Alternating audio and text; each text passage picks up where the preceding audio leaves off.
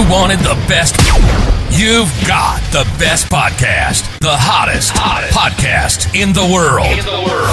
The Chris Voss Show, the preeminent podcast with guests so smart you may experience serious brain bleed. The CEOs, authors, thought leaders, visionaries, and motivators. Get ready. Strap yourself in. Keep your hands, arms, and legs inside the vehicle at all times, because you're about to go on a monster education roller coaster with your brain. Now, here's your host, Chris Voss.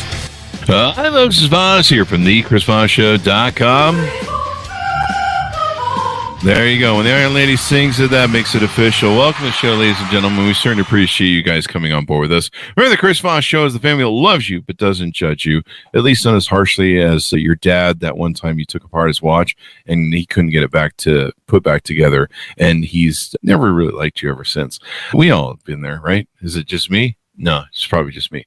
Anyway, guys, we have an amazing guest on the show. And as always, for the last 15 years, going on 16, we've been bringing you the most smartest minds, the people who bring you their life journeys, their life experiences, hundreds of thousands of hours, a lifetime of hours they put into their trade or to their knowledge or to their experience between cathartic moments and rising from the ashes and everything they've gone through. And they bring and disperse that information to you. The Pulitzer Prize winners, the authors, the CEOs, the billionaires, all the wonderful people we've had on the show who come on and share with you what we like to call the Chris Voss Show Glow. And once you start drinking it, I'm having a cup here right now, the Chris Voss Show Glow, you just shine forth as you walk through your life going, my God, and people just will probably worship you. Or maybe not. I don't know. The attorneys say I can't say that. Anyway, guys, be sure to go to goodreads.com /Chris Voss, LinkedIn.com /Chris Voss. Chris Voss, one on the TikTok. Sign up for the big LinkedIn newsletter. I didn't know there was that many active people on LinkedIn. And also go to our 130,000 group on LinkedIn as well. Today, we have an amazing gentleman on the show. We're going to be talking to him and getting inspired. I think he's going to bring some inspiration to the show. David Ask joins us on the show. He's an entrepreneur, a creative, and calls himself, or maybe other people call him this, the most encouraging person on earth, which is the opposite of what people call me, the most discouraging people on earth, at least people close to me. That, and they usually refer to me in four-letter expletives. David Ask is a dynamic and innovative figure in the entrepreneurial landscape, renowned for his significant contributions to product development. At the helm of StatGuardPlus.com, he successfully propelled his unique product in the limelight, securing its presence in over 3,000 prominent retail stores, including industry giants like the Home Depot and Lowe's. This achievement not only underscores his prowess, I'm still learning to speak, people, in entrepreneurship, but also highlights his ability to navigate the competitive retail market. Beyond his entrepreneurial ventures, David is deeply involved in mentoring and leadership. He plays a pivotal role in 2 mastermind groups under the esteemed ISI Mastermind umbrella. His leadership in these groups demonstrates his commitment to fostering a community of like-minded individuals who are driven by growth and success in the entrepreneurial field. And we're going to be talking about some of this stuff today. Welcome to the show, David. How are you? What's up, man? I'm glad to be here. I tell you what, I went back and listened to a ton of your podcasts over the last few weeks, and to be sitting here among those and to be on the show is an honor. So thanks for having me. You are among those. So there you go. Give us your .coms. Where can people find you on the interwebs? Sure. My personal website is David Ask. My last name is pronounced Ask, but it's spelled Ask. So davidask.com. And my main business is statguardplus.com, STAT guardplus.com. There you go. And tell us, kind of give us your journey here, because you do a lot of things, and we of course want to cover StatGuard and find out what that is, because I'm mildly entertained by that. Yeah. But, give us a 30,000 overview about your journey and how you got launching your own company and going into Home Depot and Lowe's.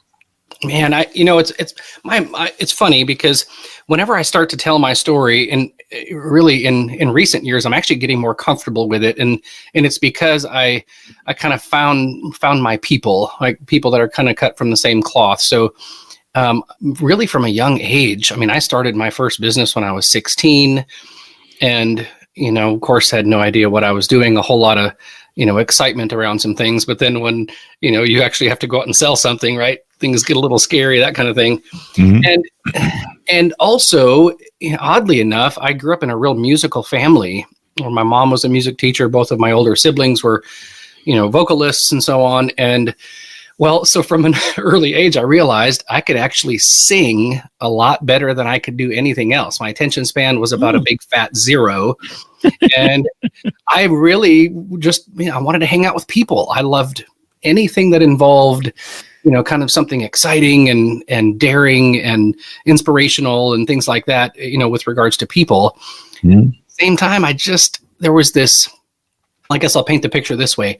The people, the older men, as it were, that I looked up to were always entrepreneurs. They always, it's like they were different, right? They had something else that, that the 9-to-5 guys didn't. And it's not to say that they're bad. They were just different. And I was just drawn to that. But I didn't know what that, what's my niche, right? And so I tried a lot of different things. And then, of course, I'm 49 now. So really about 10 years ago, kind of started to find my stride, with this particular, thermostat guard with a combo lock and a little bit of a niche. And then, at that point, right, just figure it out like every other entrepreneur. It's start asking questions, start hanging out with people that, can help you, put that story together and that kind of thing. And started to find some traction, and it got kind of exciting. There you go. So how did you get led into this product that you've launched? Here's the cool thing. Technically, it was really not my idea. My brother-in-law called me one day. I was working for a large retail chain. I'm doing facilities management. And my brother-in-law called me one day and he goes, where do I get he was kind of mad. Like, where do I get a stat guard with a combo lock? He goes, nobody can keep up with this stupid key. And he was working for banks that own foreclosed properties, and they would get them back up for sale. And of course, the agents would mess around with the thermostats, which caused the banks to have these high energy bills. So what is a stat guard, so we can establish that? Right. So it's just a box, that goes over a thermostat so people don't tamper with it. We all know the thermostat wars, right? Especially the thermostat wars. Yeah. Yes. There's so many bodies left behind. With the, everyone grew up with that in their family. Dad is, did you touch the thermostat again? Yeah. I forget what movie it is, even in the last few years, with Mark Wahlberg and. I think I've seen that meme bit. Yeah, it's the older guys. Daddy's Home, not Daddy's Home. What is that? Yeah, it might be Daddy's Home. I'm not sure the movie. I've just seen the meme on TikTok. Yeah. Did you touch the thermostat? Did you touch the thermostat? And then it was like some young girl or something. Right. Yeah. Some lodge or something. Yeah. Yeah, so we all get it. And right, it's not my product isn't like some new thing. It's just a better mousetrap situation, so you don't have to keep up with that tiny key. But that's the real key to, what entrepreneurs do. They build better mousetraps. So instead of having a key, yours does what? It's just a 3-digit combination. So it's, kind of a little jog dial that you'd see on a briefcase or something. And what's nice too, of course, is you can change the code. So if somebody finds out what the code is, you can change it to something else, and pretty simple. And I think what the brilliant thing about your product is it's not rocket science. It's not super software. It's taking something, like I remember, looking at paper clips when I was a kid going, I think that's pretty much done. Yeah. And then all of a sudden they came up with all these variations of paper clips. They had painted paper clips. You could get the flavor of your choice when it came to not don't eat people, but you can get the colored flavor of your choice. Then they put ridges in them, and they put all sorts of different cuts in them that would hold it better, and angles, and different variations of it. And I was like, wow, okay, I guess there was a lot of improvement and innovation you could do to paper clips. Who would have thunk it? Yeah. And that's the beauty of an entrepreneur. An entrepreneur usually will take something, it's a pain point, sometimes for them, and they just go, hey, I think I can make this better. We even just had an author on recently who's a very successful novelist now. She used to read a lot of books, and she'd be like, God, I know so many ways to make this book better. Yeah. If they would have done this or that, and she kept reading these books going, this could have done that. And so finally she says, I'm just going to write my own damn book the right way I like it. And it turns out everyone else likes it too. And so that's the beauty of just being an entrepreneur, finding pain points, basically solving people's problems. It is. I mean, isn't it funny when you think about on a marketing level, it's the, front and center, what problem do you solve? Mm-hmm. Or if you're selling, Coca-Cola or something, there's not necessarily a problem, but hey, our product will make you happy if you drink it. You've got to convince somebody that they're sad, and unless they have your product, that, they're going to be happy, that kind of thing. Yeah. But problems, I think it's way easier just to solve a simple problem. And, people want comfort. And I think a lot of people too, the reason I'm highlighting this is a lot of people too, they come to me and they're like, I want to start a company. I want to do something like, AI. You don't know anything about AI, but I wanted, that's the thing, or, the next big thing, or crypto, or, they're always trying to figure out something that they don't really have a passion for. They may not have a knowledge base for. And yet some of the simplest things, like with what you did, it's one of those, oh, gee, why didn't I think of that moments? And if you could make products like that, I've seen a million products where I'm like, fucking duh. Why didn't I think of that? The funny thing though is getting here's the weird thing. And this is how naive I was, right? If you build it, they will come, right? That's just not true. There are so many products out there that are viable. I mean, they truly are better than what's sitting on the shelf, as it were. But then how do you get attention? How do you get it out there? And so it's amazing how, if you think about who's sitting in the seat, in the right seat on the bus in in a company, right? You've got product developers, R&D, you've got, somebody manning the books, you've got marketing, you've got, delivery, all that kind of stuff. And it's amazing what happens or what needs to happen in order to actually get a product out there. There you go. But you got it out there, and I guess you navigated that maze. Was that hard to do? And getting into Lowe's and Home Depot and. So let me tell you this story. I love hearing stories similar to this, just because it's I feel like I've had some divine intervention along the way. So for instance, Home Depot, right? You can't call them. I mean, they have an 800 number, but it says if you know your party's extension, dial it now. If you're a vendor, go to their website, click on vendors, and so I'm a dude working in facilities management for a retail chain. And, so when I go click on vendors, right, they want my financials and all this kind of stuff. I don't have any financials. I've got 10,000 thermostat guards sitting in a storage unit because I thought if I built it, they will come. And I didn't know any different, right? I'm just all excited. I'm getting after it, get it done. And so the interesting thing is I called my dad and I said, hey, who do you know that's really successful that might, point me in the right direction? Mm-hmm. So he, introduced me to a buddy of his who introduced me to a guy. And I remember the day, by the way, Chris, I was mowing my lawn and I felt my phone vibrate in my pocket. So I shut the mower off, answered the phone. And it was a gentleman named Bob who had 3 products on Home Depot's shelf. Oh, wow. And he said, hey, tell me about this. So I did. He goes, send me a couple of units. I'm going to meet, with the buyer in a few weeks. So he walked it in the door. Holy crap. Sat it in front of them. And of course, they're like, this is intriguing. I wish we would have thought of this. And about a year later, we finally, finished the onboarding process and the, resourcing it, all that kind of stuff, and started to get some traction on HomeDepot.com. And then about a year after that, we got on the shelf, and it's been a heck of a ride. That's, a much longer story than we could unpack here, but sure, yeah. Holy smokes, for a saga, really. But you were asking questions, you were asking for help, you were networking, you're doing a lot of these things to try and make things work. You weren't getting stuck with one model or one box.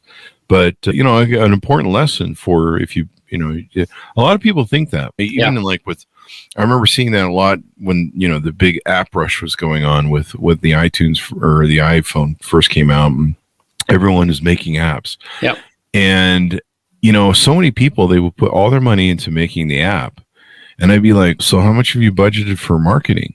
And they're like, no, the app's so great, it's just gonna go. Yeah, and I'm like, that's not how it works. And they're like, but that happened to Twitter, and that happened to, a couple of these companies, and Twitter, and I think it was Foursquare or something. They had gone, and they actually did have a marketing campaign, but they had gone to South by Southwest, and it had blown up.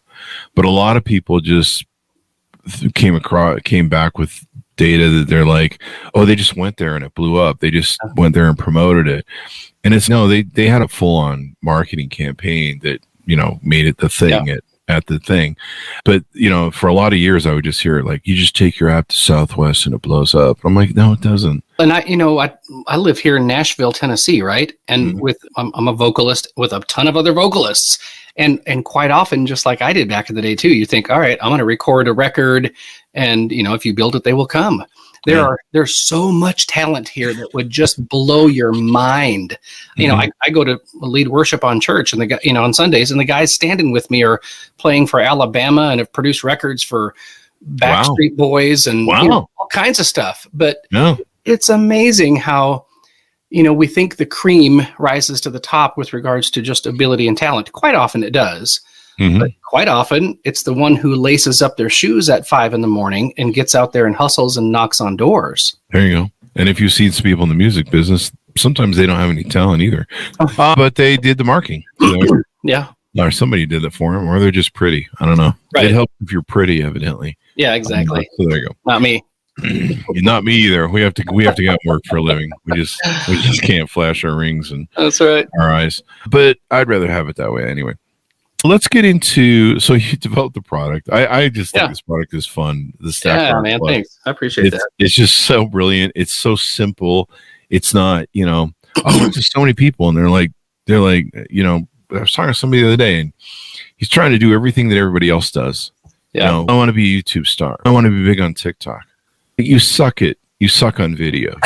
No one can understand your communication. You suck on video. You have a hard accent. And he'd been trying for 3 years on YouTube to be successful. And, I could look at any one of his videos and tell him all I need to see was one video and tell you, you're never going to make it here. Yeah. And, being able to communicate, if you have a really heavy accent and you're just not that interesting as you think you are, which is pretty much describes me on the show. Yeah. By the way, your voice, and I'm sure you've heard this for years, but it's unbelievable. Like you have the quintessential radio podcast. I mean, it's kind of almost creepy. You almost don't feel like you're real. Creepy. But really though, your voice it's like the quintessential. When I first heard your podcast, I'm like, is this the host? Like, what in the world? It's that good. You have that tempo. Thanks. And the I don't know. Tempo is a real part of it. If you understand comedy and delivery entertainment, tempo is important. We used to keep a tempo machine beside me, but I kind of keep it in my head. And what's nice is the intro sets the tempo. Right. The main thing is making sure the guest gets the same energy and tempo too, which we usually have if they read the show notes. But thank you. I appreciate that comment. Yeah. The voice is important. And entertaining is important. There's so much that goes into being a host than just setting up a pedestrian podcast. But what was my point on that? But yeah, it's doing what you're good at. Oh, I have radio face. I think that was the joke. I have radio face. So that's why God is like, he's ugly. Give him a radio voice because he has radio. Hey, you can't go wrong when you've got a beard. When you've got a beard. Hey, hold on? Can I tell a quick beard joke? Sure, go ahead. Okay, so it's great when you have a beard and you go out on the town with your friends who don't have a beard because everybody assumes that you're their leader. Is that how it works? Yeah, you just look a bit more masculine. Is that? I tried doing the big masculine Viking beard thing, and it just doesn't work on me. And it was fucking up my dating pool. Like all the girls are like, "You look 10 years older with the beard," and I'm like, "I'm trying to look like a masculine Viking dude," and I just can't pull it off. So I gave up, but I do. We're rocking the goatee. That's all right. So I got a little bit of that. So let's talk about some of the other things that you do. I think you do some coaching and some counseling, and you help people sort of achieve the same sort of results you do. Tell us about what you do in that sphere of your life. Yeah, so it's kind of neat. I guess it's been almost 6 years ago, or no, over that 7 years ago, I was introduced to the ISI Mastermind, and a guy named Aaron Walker started ISI. And I'll be honest, at the time, I was just kind of getting my business going, and that imposter syndrome was very present. I'm looking at the guys that are in the group. I knew some of them, and I'm thinking, man, they're they're beyond me, and why would they want me to, sit at their table and to give them counsel or encouragement and things like that. And of course, because you're paying membership fees. Right. Yeah. But, at the same time, I didn't know what I didn't know. And I kind of lacked some self-awareness as well, as far as my strengths and, things like that, that I had to offer and so on. And so it was kind of funny. When I started to gain traction in my business, I realized very quickly I'm in over my head. I don't know how to scale this. And I just so wanted to, to have it be a home run. Mm-hmm. So I reached out to, we call him Big A, and I, met, he actually lives here in Hendersonville, just on the north side of Nashville. And we met at Starbucks, and we were sitting there, shooting the bull. And he looked at me and said, David, you don't know what you don't know. And I want to encourage you to jump in. Mm-hmm. And in that moment, I'm like, all right, I have to do this because I don't know what I don't know. And it's been amazing. This is my posse, right? This is a board of directors for my business. These are my band of brothers, for my personal life. And we kind of, very, very literally in some ways, like we're just the knights at the round table, right? We're sitting at a round table. I'm the facilitator of a couple of groups now. I lead 2 groups, but the table's round. There's no sense that I'm some guru dispensing wisdom as needed, But unless you have the beard, then you're but it's so cool to sit at a table, and in the council of many, there's wisdom, right? So you throw up something in the middle of the table and say, hey guys, can we beat this up? How would you look at this? And so it's great to have, all of that input. But then of course, ISI's got I think 150, different men in the group. So we've got access to a lot of really smart guys, a lot of experience. So it's been super helpful. That's really good. So why are masterminds important? Why is it good to have that sort of networking for people that maybe haven't discovered it? Yeah, on a basic level, if, I was a solopreneur, right? So I'm trying to sit in every seat on the bus, and it's debilitating. Yeah. I mean, it's this whole idea of, find it, kill it, drag it home, skin it, cook it. I mean, you're just doing all of those things. And of course, once again, out of ignorance, I just thought every entrepreneur, every business owner just starts to learn to do these things. That's really low and limited thinking. So when I got into ISI, they were like, wait a second, if you're not, really great at something, or you really enjoy it, you're probably not going to do it well. In fact, you're probably going to avoid certain things. So as soon as you're financially able, start delegating some of that, get some fractional, people involved, or virtual assistants and things like that. So right now I've got, 2 VAs, and it's amazing, when I start offloading some of those other tasks that I don't like, because I'm not a details guy. I hate details. I like people. I like sales. I like marketing. I like talking, obviously, but when I started, again, wise counsel, they could look at me, read my label. Sometimes we're inside the peanut butter jar, as it were, and we need somebody to read our label. Mm-hmm. So they started helping me understand me. You need someone on the outside to say, hey, David, guess what? When you do these things, your energy rises. When you talk about these things, you look like you're going to, fall over dead. So how about we start to avoid some of that stuff? So I, started to create a much more wise, business model, and, sat in my seat on the bus and, that kind of thing as much as I could while I scaled my business. There you go. A lot of people need that. There's, I was lucky enough to have a partner for 13 years who I was the visionary and the creative, and he was the rudimentary guy who could do, the most rudimentary, annoying tasks that make me insane. Oh yeah. Which is the whole reason I became an entrepreneur, because I don't do rudimentary well. I don't work the line well, but he was good at it. And so we made a great team, because I could develop and create, and then he could implement the systems and do them. And I could move on to more creation and innovation.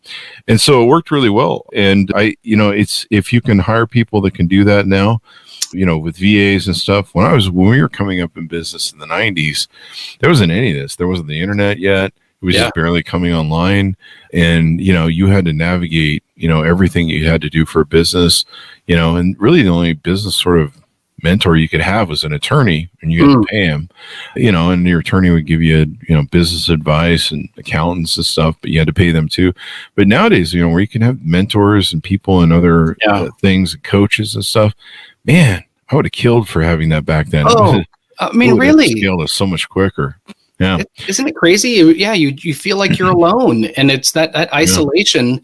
Isolation is just we often say it in ISI is the enemy of excellence. Yeah. I mean, you're just, And you brought up the point that we talk about on the show fairly regularly. There's the things you know, the things you don't know, and the things you don't know, you don't know. And those are the most important things you can do. Yeah. In fact, we recently had Brandon Dawson on, who works with Grant Cardone for his book, 9 Figures. And we got into that. And it's something I've always told my nephew and my niece, as they go through life, try and figure out what you don't know, and don't lock into stupid thinking. Don't lock your thinking into whatever it is, whether it's politics, whether it's life, whether it's what society's telling you to do, what life is telling you to do. Try and understand the game and know the game. You either run the game or the game is run on you, I like to say. Yeah, and I like that. And so you're talking about earlier about, finding out what you don't know is so important, and it expands your horizons so much. And it always seems like the thing that comes out of you in the blue that whacks you upside the head is the thing you didn't know existed, And so, at least having your eye on that horizon can help. Yeah. This idea of assumptions, right? I assume so many things. We tend to project our own, worldview and personality and all that kind of stuff on other people. And it's kind of funny. As you were talking there, I was thinking about this idea of vulnerability. Mm-hmm. So if we are, I guess, really wanting to be effective leaders and scale our businesses and, lead our families well, things like that, vulnerability is really like the precursor to growth, because you have to admit, I don't know what I don't know. And you have to take a more humble approach, where most of the world, right, is telling us you got to smash through walls and you got to be the man and all that kind of stuff. And I'm finding that sucks. That gets you frustrated, and nobody likes you. Smashing through walls. That's basically the Kool-Aid guy, isn't it? I don't know. That's right. Yeah. Yeah. It didn't look very healthy over there, but it's one of those things where you look at it and you go, there's so many hats you have to wear in a business. As you said, all the seats on the bus, there's so many different things that you need to do. And trying to do them all is just nuts and suicide, because you've got to be able to scale. You've got to be able to delegate. Yeah. If you're an entrepreneur who has a staff and you're still micromanaging everything and trying to do everything, you're just wasting time that you could spend doing something else. Oh man, I tell you what, for years I did that, and it was debilitating. I think I took on so much stress, or held so much stress, by acting out of my authenticity. Right, I was acting. All this big. Everybody wants to be authentic, right? Well, when you're running a business, all of a sudden you just start thinking crazy, and I guess I have to be everything to everybody, and I got to be Superman. Yeah, it's debilitating. You carry around a load of assumptions and whatever else that you were never meant to carry. It's tough. Mm-hmm. Yeah, it's and you can't carry the world on your shoulders. I mean, there has to be a time where you delegate, where you have a stack of management sort of form and leadership and everything else. As you've gone through this, what are some of the aspects of leadership that you've had to develop, or you've found yourself utilizing to help you lead your business, help you teach other people to lead in their companies as well? Yeah, so this is the kind of stuff, honestly, I get really excited about. So I'm gonna kind of dive into the deep end of the pool here. My favorite quote is by Benjamin Disraeli. He's a former PM of England back in the, I think, 1800s. And he said, "The greatest good you can do for another is not to share with him your riches, but to reveal to him his own." Mm-hmm. And I think that there's something so marvelous, about looking at someone. I like to say the things, that are not just true about someone, but the truest things about them. Those that zone of genius, that top 10% of things that when they operate in that sphere, that courageous, that moment when you see someone just step out and say something that is meaningful and convictional, and they do it in a way that is, passionate and expressive, right? It's that thing you don't see very often, because we're almost afraid to do that type of thing, because what if somebody doesn't like that? What if we get, laughed at, or, whatever that is? And it might be, hey, you share a song, or you share a poem, or you present a product or an artwork, or, whatever that might be. It's that highest good in you, the greatest good in you. One of the things that I've really learned to do, and it comes, kind of true to my nature, is I like to encourage people, be the chief encouragement officer, but to do it in a way where I'm really validating, the greatest good in someone, the riches in someone, not just, hey, dude, you've got nice shoes. Thanks for showing up yesterday on time. Those are fine things. Sure. But when someone shows up in my office and they actually have the courage, to maybe even confront me on something, but they do it in a virtuous and kind and courageous way, that starts to change people from the inside. And I love to see those types of behaviors, those types of courageous moments in people, and to validate them, right? Just to, if you see something, say something. And I think that type of a leader is someone that people will follow. They have, regardless if they had the title or not. Mm-hmm. I actually had an example of that with an employee once, but it wasn't saying anything nice. They'd been mucking up and going home to solve a relationship problem they were having where their husband wasn't changing the baby's diapers and feeding the baby, and they kept asking for time off, and they started losing more money for me than they were worth getting paid, because they weren't collecting, they just weren't doing their job. They weren't collecting the fees. And so after multiple write-ups and conversations, one day they walked into my office and they just exploded to me about what a asshole and a jerk I was, and blah, blah, blah, and all this stuff. And I sat there listening to them as I poured myself a scotch from my back bar in my office, and I let them run themselves out. And I said, and then they got done, and I go, "Are you done?" And they go, "Yeah," because they were kind of surprised at how I took the whole thing. Yeah. And I said, "So are you quitting, or are you going back to work?"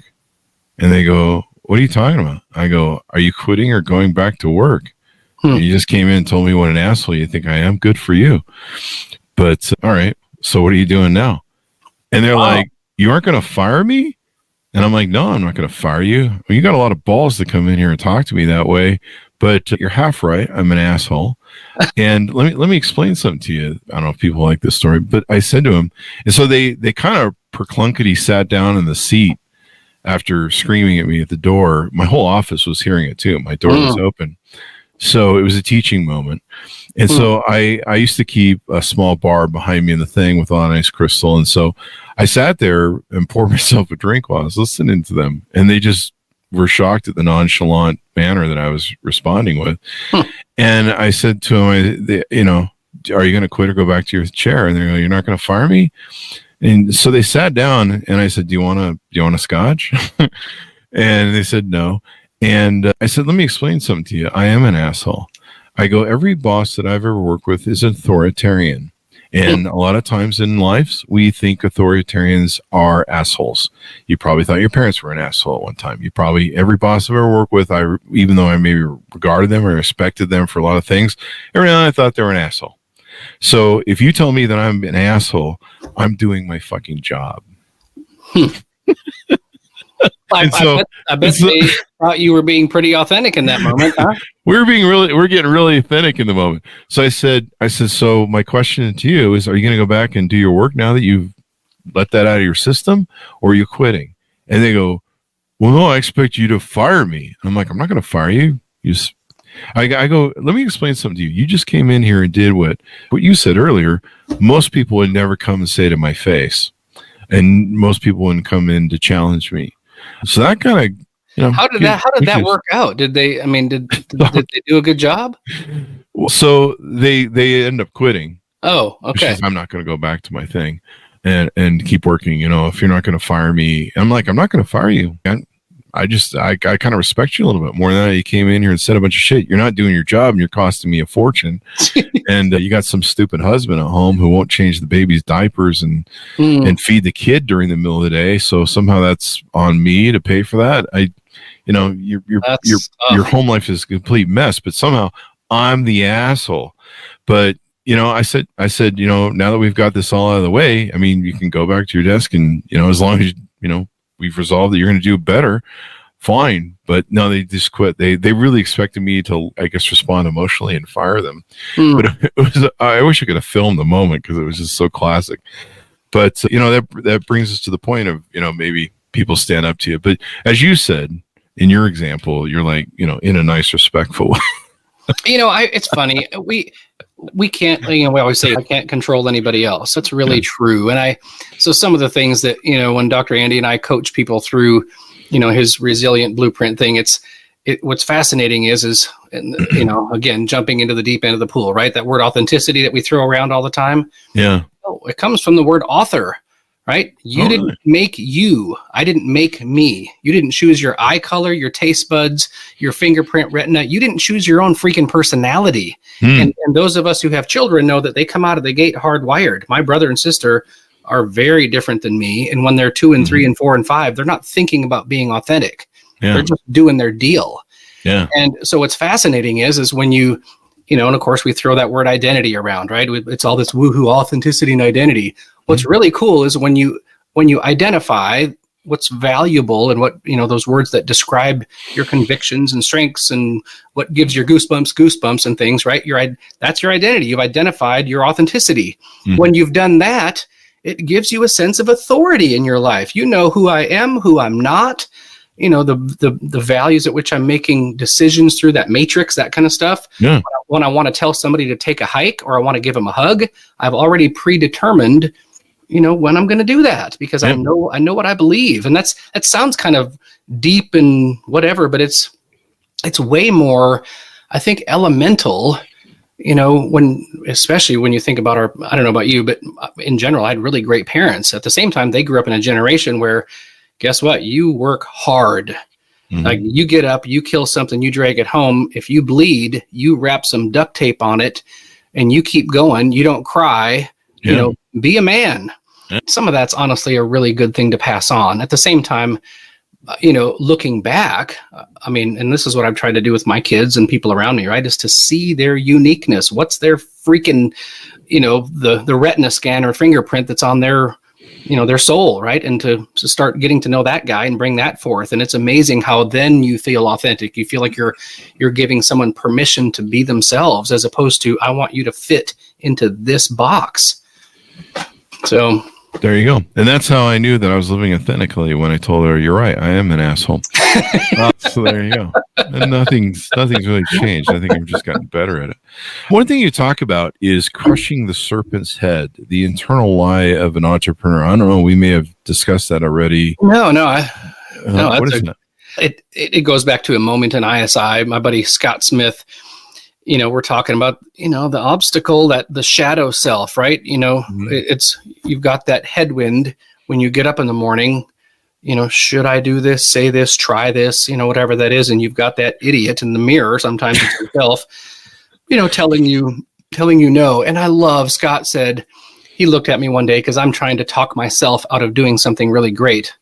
And he said, David, crush the serpent's head. Like he was really passionate. You know, I think on that Zoom that day, right? We're all around the country. And he said, David, look at me. And I'm like, I am looking at you. He goes, look at me. Look at me. Yeah. And it was like one of those moments. He goes, David, crush the serpent's head. You are fully resourced for what you need to do in this life. Now get after it. Whatever that is, you know, cut its head off and kick it out the door and get going. And I think, you know, having a bit more of an aggressive approach to, you know, the BS that goes through our minds and hearts, I think is kind of refreshing, honestly, because we entertain all this bull crap all the time. There you go. Cut off the serpent's head. I think you described my first 10 divorces. I don't know what that means. So anyway, these are just jokes, people. Calm down. Let's see. There's another thing I wanted to ask you about. Yeah. Becoming the most resilient person you know. We're kind of getting down there on the time, but sure. What are some ways that you found that people can become the most resilient people that they might know? So it's funny. It helps to define that word, right? So when I'm talking about resiliency, I'm thinking, you know, it's assuming that there's a headwind, right? You get knocked down. Well, if you're resilient, it's the time from when you actually hit the ground, metaphorically, to the time you get up. Is that 10 minutes or is that 10 weeks? And in a more resilient, internal culture, whether that's in yourself, your family, your company, there's literally a return on investment. If a company, this is one of the things that Dr. Andy and I are doing now, is walking, like kind of director level and up, leaders and corporations through the resilience blueprint, because it's not just that stupid credo that's on the wall that nobody looks at, right? We teach people how to become resilient in and of themselves, so that when there's a setback, when there's disappointing news, when somebody says something offensive or whatever it is, you're like, okay, based on my values and convictions, my framework that I've already predetermined, how I'm going to handle these things, how am I showing up? And I like this question is, what would someone like me do in a situation like this? So it's an identity I am statement, as opposed to, gee, I wonder what the president thinks about this, or Joe Rogan, or, any David Goggins, what would he say? I have to go, not that those guys are bad people, but, can I not make a decision for myself and have complete and total ownership over how I'm going to respond to something? Oh, yeah. Heck yeah. Heck yeah. Yeah. David Goggins, man, that guy's something else, man. He's read his book. Yeah. Like his drive, his resilience. Unbelievable. I'm pretty sure he's a masochist at this point. From what I read. I read his stuff and I'm like, dude, you seem to really have a masochist. Do you hate yourself? Yeah. How much do you hate yourself? But yeah, he's extraordinary what he's done. And in his books, there's one of his books that I read recently that just is so moving how he's done his life. But hey, all the more power to him. I just read his books and I feel like I'm sweating just from all the. I went on a 250-mile freaking marathon. And I'm just like, what? And did 400 burpees before breakfast. Like, I'm still working on doing my first. So, David, it's been inspiring to have you on the show. Give us your final thoughts and pitch out to people to onboard with some of the systems you're doing in the .coms. Man, thank you for that. What a pleasure to be here. Again, I'm married 25 years. I'm sorry. And I pay my bills by selling thermostat guards right now. And so the Stat Guard Plus is the first one out there, and there's some knockoffs. So buy the original, not the cheap knockoff. So you can find me at davidask.com or statguardplus.com. And by the way, I like to leave people with this. If I can help you in any capacity, I don't care what it is, let me know and I'll just do my best. There you go. I'll send you my Cash App thing here in a second. I'm very wealthy. Don't worry about it. I got you. Okay. All right. You're definitely getting that. I'm kidding. You're married. You've been married for 25 years. I know you're not wealthy. I'm just kidding. I'm a single guy. We do lots of marriage jokes on the show. That's why we do the callback of the marriage jokes, the divorce jokes. Because people write me and they'll be like, You say you've been divorced 10 times, 6 times, 7. It's always a different number. How many times is it? I'm like, it's 0. That's the beauty of it. That's really the joke. So there you go. I still own 100% of my shit and I like it. So there you go. I'm still saving up for my first divorce. I just need a couple more million and I think I'll be ready to get married. Thanks for coming on the show, Dave. We really appreciate it. Thank you. What a pleasure. There you go. Thanks so much for tuning in. Go to goodreads.com/Chris Voss, LinkedIn.com/Chris Voss. Twist your friends' arms, not physically, just verbally, just kind of guilt and shame just a little bit. Tell them to subscribe to the show, damn it, or or else. I don't know what that means. Don't do that. Anyway, guys, youtube.com/Chris Voss 1 on the TikTokity. Thanks for tuning in. Be good to each other. Stay safe, and we'll see you guys next time.